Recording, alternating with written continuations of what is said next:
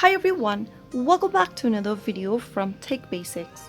In this episode, we will be guiding you through how to change Kwik Rewards account's password. To change your passwords on your Kwik Rewards account, the first thing to do is to open the Kwik Rewards application.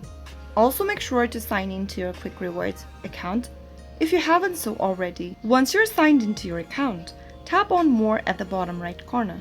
From the More menu, scroll down and tap on Settings. Tap on Change Password within the Settings menu and enter your current password for your account in the first text box. Once you've typed in your current password, go to the next field and enter the new password you'd like to set up or change to for your Kwik Rewards account. Retype in the new password in the last field once again, and finally tap on the Update button at the very bottom of the screen in order to change your password and apply the changes.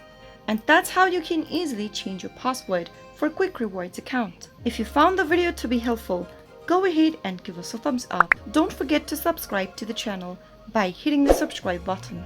Press the bell icon so that you'll never miss another upcoming upload from us. I will be back again in the next video.